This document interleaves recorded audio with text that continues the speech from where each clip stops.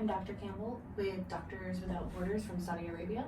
I've called forth this meeting to discuss MERS. I am Dr. Smith from Doctors Without Borders from Jordan. Alright, well, so I've been in Saudi Arabia since in 2012. That was where the first reported case of MERS was. MERS is the Middle East Respiratory Syndrome. Most people that wind up getting MERS gets it from the camels, and the infected camels and the infected animals, they wind up spreading the virus onto humans. And therefore it winds up becoming this cycle because in the Middle East there are a lot of camels and wild animals that wind up with this. Have you seen an increase in people with MERS coming into Jordan, you said? Jordan, yes, we have.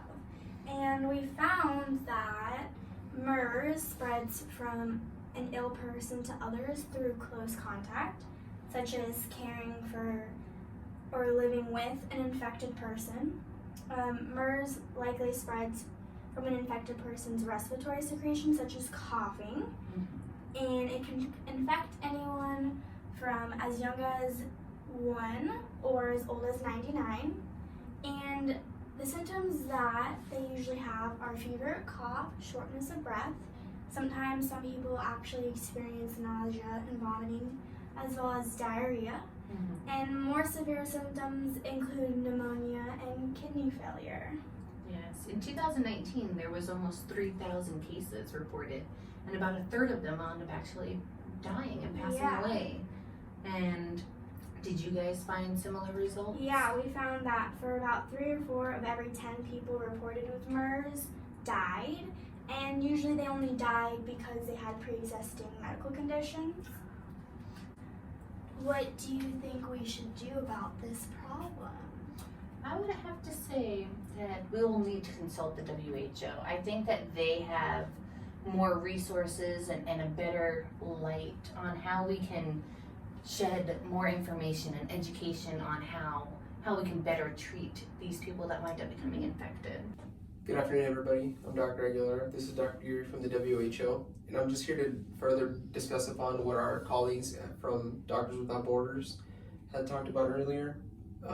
Currently with the WHO, we're working with public health specialists and animal specialists and scientists who are in the at-risk countries of MERS to internationally gather and share scientific evidence for better understanding of the virus and the disease that it causes, and determine outbreak responses and be able to better counter this disease that are happening to these people in these countries.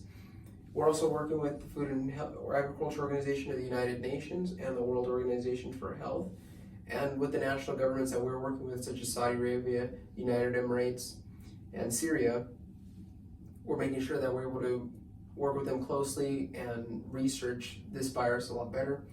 Along with, we're also helping our friends and letting them know at Doctors Without Borders that we have to have our patients fully isolated away from everybody else, and also making sure that they're well hydrated and well bed rested, and antibiotics are in their system to be able to help their immunodeficiency body be able to counter the virus. And Dr. Geary has more information about MERS.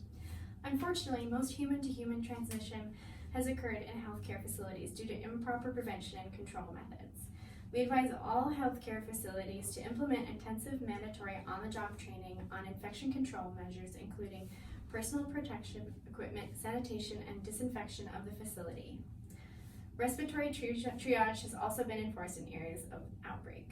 Additionally, the Ministry of Agriculture has been testing dromedary camels to remove infected camels from the market to reduce transmission of the virus. Also, camels owned by infected individuals are quarantined regardless of their test result. The importance of One Health approach has increased, as well as the need for collaboration to address zoonotic threats at the human-animal interface. Unfortunately, the One Health approach has been only partially embraced or ignored by the main agencies responding to the MERS outbreak. Some challenges that have been faced during this outbreak are a lack of funds for surveillance, diagnosis, and control and research, lack of reliable and specialized diagnostic laboratories in the region, and denial by camel owners that camels are a reservoir for the disease. And thank you guys from the WHO. We will make sure we get any sort of information out to you guys.